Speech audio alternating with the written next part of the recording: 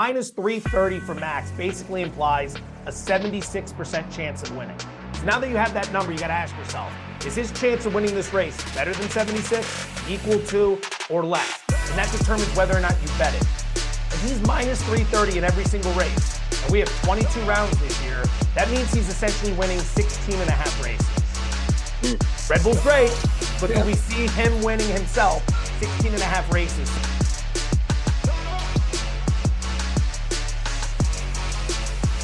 What's up, folks? Good to be with you here again. ESPN's F1 show coming to you. We make it happen in every way possible. Joe Fortenbaugh, Dalen Cup here. We are in the Delta Sky Club. I am. Joe is out in Vegas en route to Houston. It is a busy week here in America with the Final Four. But how we doing, my man? We good? Good. Hey, not as good as you with the Delta Sky Club access. I'm usually, if the roles were reversed, I'd be huddled up at the corner of the terminal A15, with everyone running around me, kids, noise, chaos. But the Final Four, no rest for you this time of year. I ain't complaining. Happy to have the job, and I'm happy to have the contract that allows me to be in this place, because that's also part of the deal here. All right, let's roll into the action here. Get ready for the Australian Grand Prix coming up on the weekend. I think the conversation is supposed to start around Max and Checo. Obviously, Max starting at 15th last week, getting to second, and I'd say an unhappy second at the end. Very interesting between him and Checo. After the quality, things are working out. That's when things got interesting, given Max's issues. In terms of the odds right now, it's Max minus 225 to win in Saudi Arabia before the race, fourth quali, 6-1 for Checo. This week, they're now minus 330 and plus 450. What do you kind of read into how Vegas is putting these two Red Bull teammates heading into the third Grand Prix? Right. So that's the key. Going into Saudi Arabia qualifying, minus 225. Now going into Australia qualifying, minus 330. The more Red Bull dominates, the more the prices will continue to climb until there's an issue, someone beats them, the cars break down, whatever, and then the prices will reset. Best thing we can do when looking at these prices is convert it to a probability. There's a formula. We're not going to bore anyone with that, but minus 330 for Max basically implies a 76% chance of winning. So now that you have that number, you got to ask yourself, is his chance of winning this race better than 76, equal to, or less? And that determines whether or not you bet it. If he's minus 330 in every single race, and we have 22 rounds this year, that means he's essentially winning 16 and a half races. Red Bull's great, but do we see him winning himself 16 and a half races? So I think when you approach Red Bull right now, in terms of Verstappen, sure, he could win. He's the favorite to win. I would not be making that bet. Checo at plus 450, however, that converts to about an 18% probability. I take that shot. Comparable car, 2 races in, he's already won one of them. That's the bet I would make if I'm looking for a Red Bull to win. I think what's interesting about this is Max's attitude, though, too. Because the team orders, this is one of the few teams that seems very clear at the top. It is Max, and then it is Checo.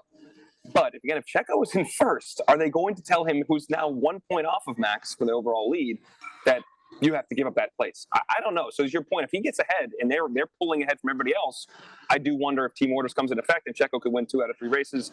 I don't know, but I think that's interesting when you look at the odds. If I'm playing one of the two, I don't think Max is even worth playing. There's just not the value in it right now in this type of play when it's just straight up given the numbers and given what the value you're getting on Checo. And that's an important point you make, and that's also factored in the line given the pricing between Max and Sergio Perez. Now, conversely, let's look at Alpine. Gasly and Ocon are priced almost exactly. So team orders, they're probably going to let them race and figure it out, whereas at Red Bull, that's not going to be the case. So when you stack the teammates side by side, you'll see exactly what Vegas thinks and whether or not they're cooking that in. And in the case of Red Bull, they absolutely are. The first 2 races I want to play as I really liked was Red Bull double podium finish. And because of where Max went in quali, that I didn't bet it before quali, that became a valuable play, him minus 110. You know, that's good value given those 2 cars. Pre the first race, that was still plus money, which that's never going to happen again, but it was like plus 110 at that point in time. This race is minus 250. Is there any value in doing that to have, the double top 6 finish? Is there any value in doing that? So, okay, minus 250 to both finish in the top 6. I look at this bet as follows. Minus 250 for Red Bull to not get knocked out of the race.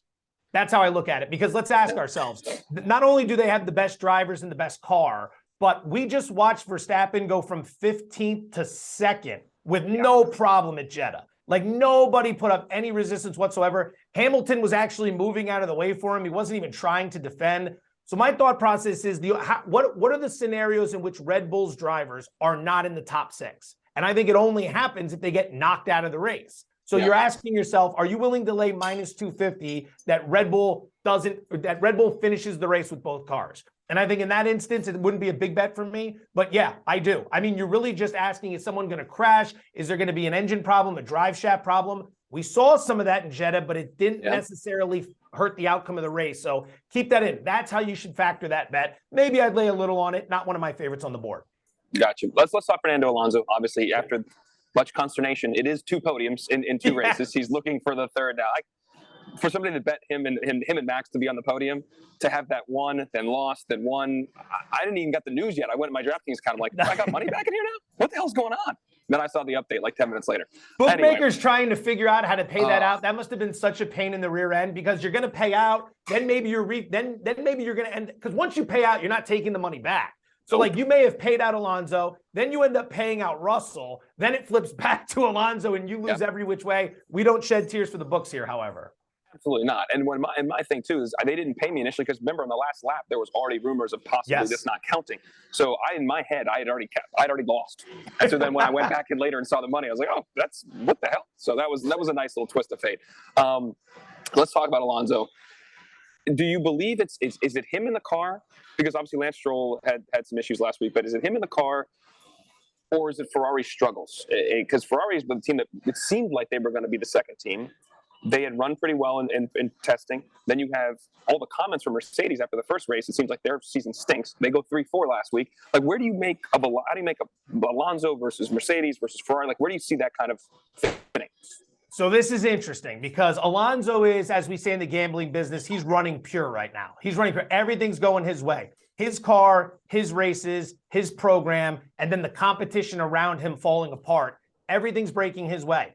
So as a result, what do we see? Back-to-back podiums. I think he was maybe somewhere around like 16-1 in Bahrain. Then he's 12-1 in Jeddah. Now he's 10-1 in Australia. This is being priced as if he's the best driver in the field after Red Bull. You could say he is, but remember something. It's very easy to build the case that if Charles Leclerc's car doesn't crap out in Bahrain and he doesn't have to take a 10-grid penalty after qualifying second in Jeddah, that maybe Alonso misses both podiums. Now, we have to handicap Ferrari's issues in, but when you look at it like that, 2 races where reasonably he could have been off the podium, he would not be 10-1 here. He's driving fantastic. The car's performing very well, but he's getting help here. And if Ferrari doesn't complete, if Leclerc does not have a problem in this race, I find the 10-1 hard. I'd be more inclined to look Charles Leclerc 16-1 to win this race than I would Alonso at 10-1. I think those are comparable drivers in comparable cars, and I'm getting a better price. I just need the Ferrari to hold up, which is a big if. But that car looked really good last week before it got on hards on the street circuit. Yeah, that was the thing, and part of the Leclerc, obviously Leclerc moved up the grid on softs. Carlos Sainz's drive was tough, and that's where I want to go to next. He's being priced as such that he is clearly inferior to Leclerc. And I was on Sainz last week. I thought there was some value there to be had, and that was not. It doesn't seem like the case. So my question, I guess, as we look forward here, let's talk Mercedes, Ferrari in particular. Let's look at some of their odds. As you mentioned, Leclerc 16-1, Sainz 35-1, same car, obviously Ferrari. Lewis is 22-1 in the Mercedes. George Russell 35-1. So how do you assess, first of all, how they look at Ferrari individually, and then with these individual drivers, and how they're looking at both teams relative to each other? Sainz for me is out of the equation. And maybe I'm just still upset about 2 weeks ago, really getting on him like you were, and then we saw that performance. But let's take a look at the situation this year. Who is he out driving, right? So he's been out qualified in the same car by Charles Leclerc twice. So we know he's not as good as Leclerc. On top of that, he's not moving up at all once he gets into the race. You know, in Bahrain, he qualifies 4th, he finishes 4th. Okay. In Jeddah, he qualifies, I believe, 5th, and then he finishes 6th. He's not moving up the field. Now, Leclerc, with the penalty, starts 12th, and he finishes 7th. At least he's moving up the field. We're not seeing Sainz outrace anybody who's in his category. So I'm not getting on that at all this week. It's going to be a stay away. I think too many things need to go right for him to win a race. Charles at 16-1 is definitely a play.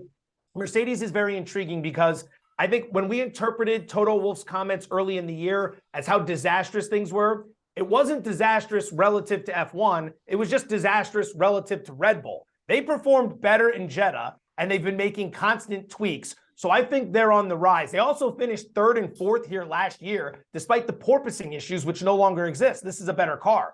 So I think with Mercedes, it's more about podium bets, which I know we'll get to in a little bit, but I'm a little bit more bullish on them as a team, but still more bullish on Leclerc as a driver. I'd pick Ferrari if Sainz had shown me anything, but he hasn't.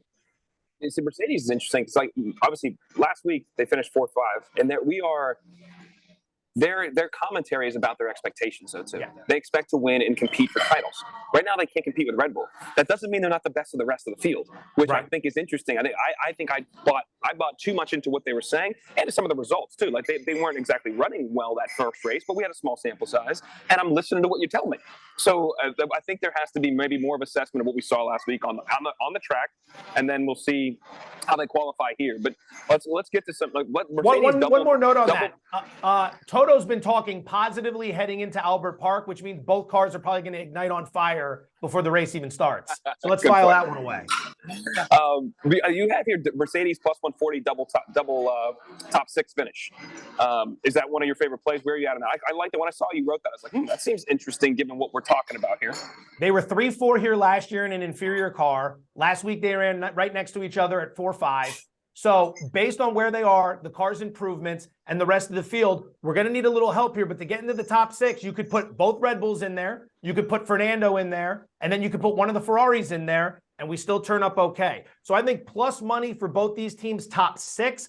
Think about how we've downgraded them from 2-3 years ago.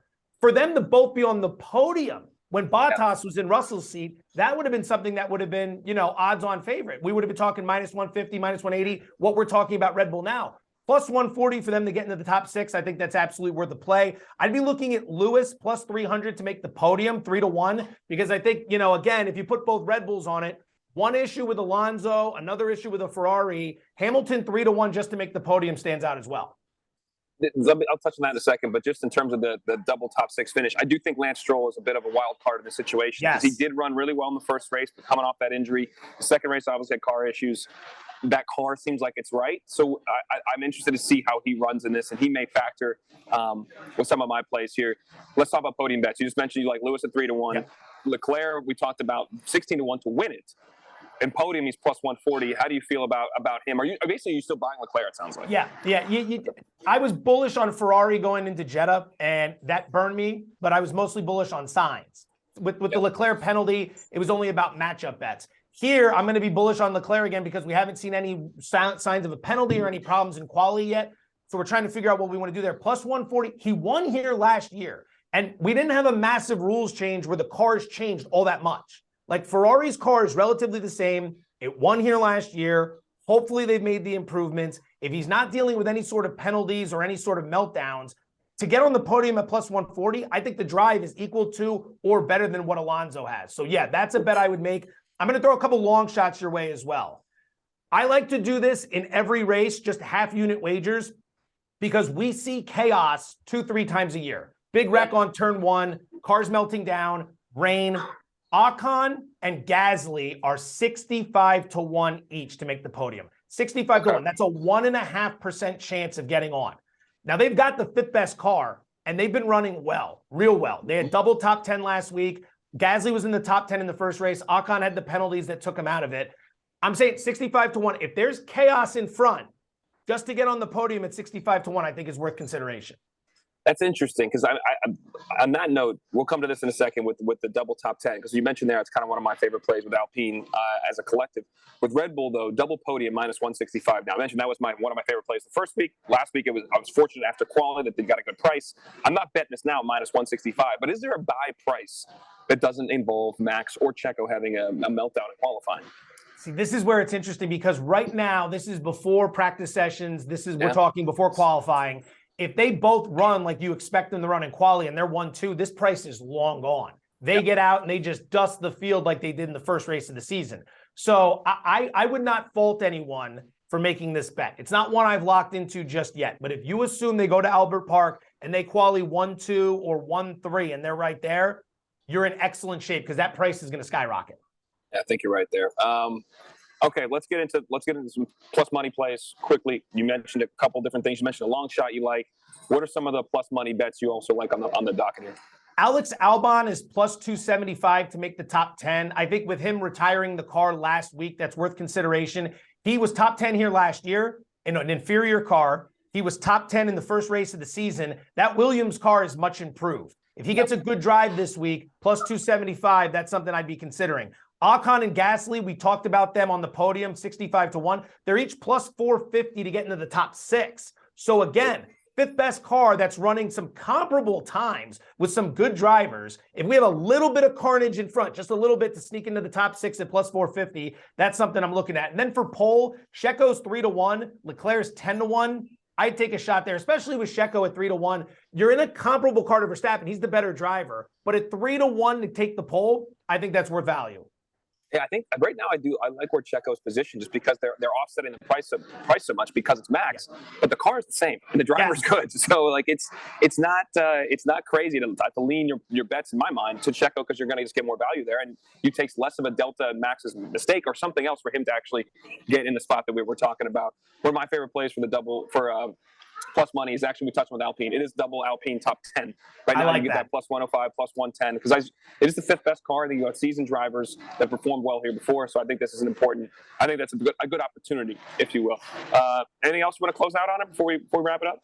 I think we're solid there. I feel much more confident this. You know what? I felt way too confident going into Jeddah, and then when you see the carnage that happened in my Twitter feed of the bets. It's like you just got to reset. That's what I love about Formula One. I get 2 weeks to reset, reevaluate my life and my situation, win some March Madness bets, and then reload the account, which, by the way, very interested to see what you're thinking about these games this weekend. Well, I'll tell you what's going to happen right now because I just left a state in Connecticut where I can't bet on the Huskies. So these bets will be placed heavily right now in New York State. And also because when I'm going to Texas, I can't bet there either through the DraftKings app. So we will be placing our bets. So what people understand too, we talk about this. I'm going to bet what I just talked about with you right now will be put in here because I can't do it again. So just to let you know, my money's on the line here too. So it's good stuff. Joe, great. The amount of people that live here in Nevada and drive across the border to Arizona or across the border to California to load up their DFS lineups. If you're in Connecticut, you're crossing the border, that is a normal thing. Believe it or not. It might not seem normal to people, but it happens. This isn't the first time I've done this. This is especially with the Huskies this year. There's been a lot of money's been placed in this Sky Club. Exactly. All right, Joe, it's been real, man. Enjoy the race this weekend. Enjoy the games too. Later, man.